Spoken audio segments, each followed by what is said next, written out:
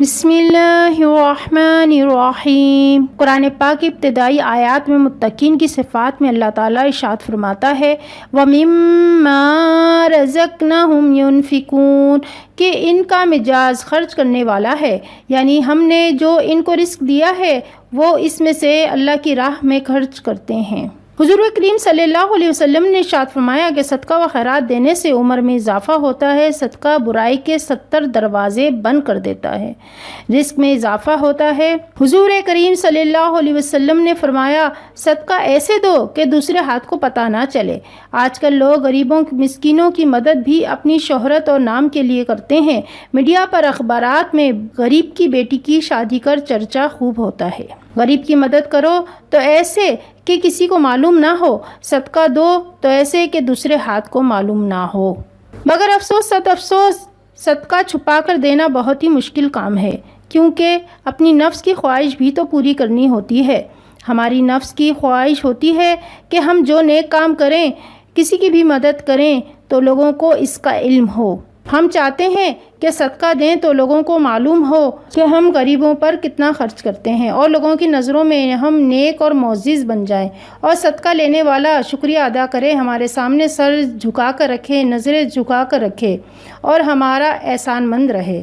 اس طرح یہ صدقہ نہیں، دکھاوا ہوتا ہے جو اللہ کو سخت ناپسند ہے۔ حضور کریم صلی اللہ علیہ وسلم نے ارشاد فرمایا صدقہ مت روکو، کہیں ایسا نہ ہو کہ تمہارا رزق روک دیا جائے، یعنی اس خوف سے صدقہ نہ کرنا کہ کہیں ہمارا مال نہ ختم ہو جائے، کہیں ہمارا مال کم نہ ہو جائے، یہ سب غلط ہے۔ حدیث پاک میں ہے کہ صدقہ نہ کرنے سے رزق رک جاتا ہے، مال ختم ہو جاتا ہے۔ جو صدقہ و خیرات نہیں کرتا وہ ہمیشہ رزق کی کمی کا شکار رہتا ہے، اور جو صدقہ کرتا رہتا ہے اللہ تعالیٰ اس کے مال و دولت میں اضافہ کرتا رہتا ہے اور اس کا رزق بڑھ جاتا ہے۔ اکثر جب لوگوں کے مالی حالات خراب ہو جاتے ہیں تو وہ راہ خدا میں دینے سے کترانے لگتے ہیں۔ کسی مدرسے کو دیتے تھے تو وہ بند، کسی غریب کی مدد کرتے تھے تو وہ بند۔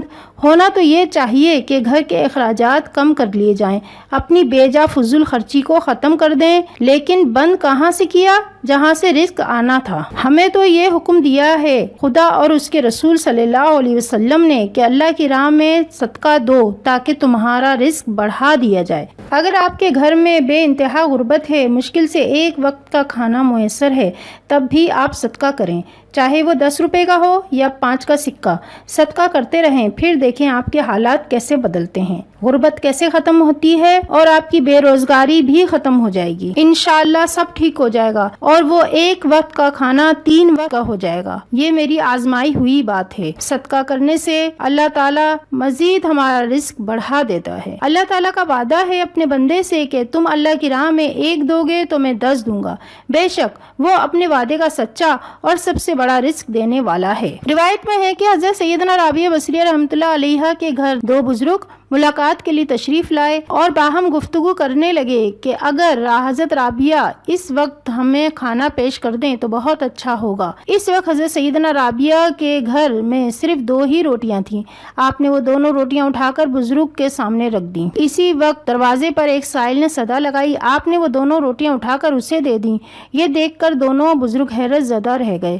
کچھ ہی دیر بعد ایک کنیز بہت سی گرم روٹیاں لے کر حاضر خدمت ہوئی اور عرض کی کہ یہ میری مالکن نے بھجوائی ہیں۔ حضرت سیدنا رابعہ نے جب گنتی کی تو وہ 18 روٹیاں تھیں۔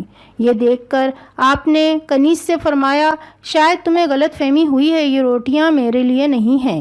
کنیز نے یقین کے ساتھ عرض کی آپ ہی کے لیے ہیں، مگر آپ نے مسلسل کنیز کے اصرار کے باوجود روٹیاں واپس کر دیں۔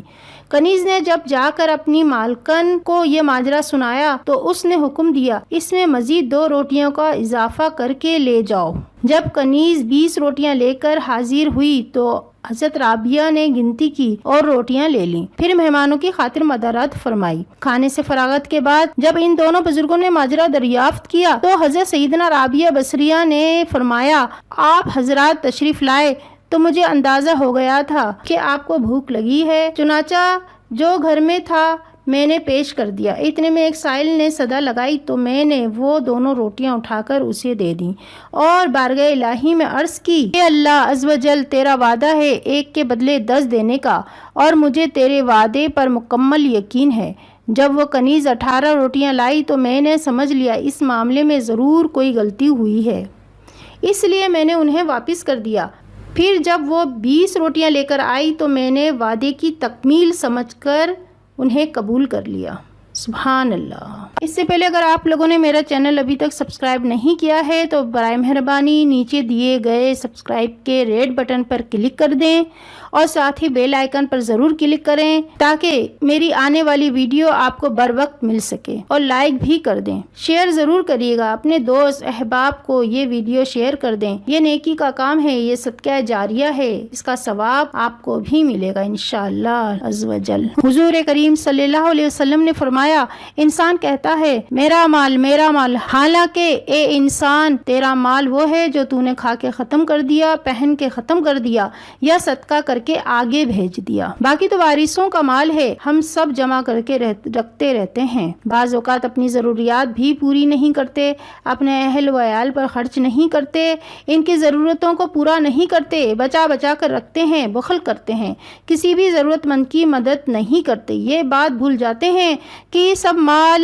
جمع کیا ہوا یہیں رہ جائے گا اور خالی ہاتھ صرف اپنے اعمال کے ساتھ چلے جائیں گے۔ اگر آپ لوگوں نے میرا چینل ابھی تک سبسکرائب نہیں کیا ہے تو برائے مہربانی نیچے دیے گئے سبسکرائب کے ریڈ بٹن پر کلک کر دیں اور ساتھ ہی بیل آئیکن پر ضرور کلک کریں اور ساتھ ہی لائک اور شیئر ضرور کر دیں۔ آپ کے لائک کرنے سے اور شیئر کرنے سے میری حوصلہ افزائی ہوگی اور یہ ایک نیکی کا کام ہے، یہ صدقہ جاریہ ہے، اس کا ثواب یقیناً آپ کو بھی ملے گا انشاءاللہ عز و جل۔ ہمارے بزرگان دین کا یہ طریقہ تھا کہ وہ معلوم کرتے تھے کہ کون حاجت مند ہے، پھر رات کو خاموشی سے اس کے گھر جو بھی ان کے پاس رقم ہوتی تھی وہ تھیلے میں رکھ کر ایک پرچہ رکھ دیتے تھے جس میں لکھا ہوتا تھا کہ یہ آپ کے لیے ہے، برائے مہربانی قبول فرما لیں، یہ ہم پر احسان ہوگا، اور ان کے دروازے یا صحن میں رکھ کر چلے جاتے تھے۔ صدقہ لینے والے کو بھی معلوم نہ ہوتا تھا کہ یہ کس نے دیا ہے۔ ہمیں بھی اپنے بزرگان دین کے طریقوں پر عمل کرنا چاہیے۔ اللہ تعالیٰ قرآن پاک میں ارشاد فرماتا ہے کہ اپنے صدقات کو احسان جتا کر اور سامنے والوں کو اذیت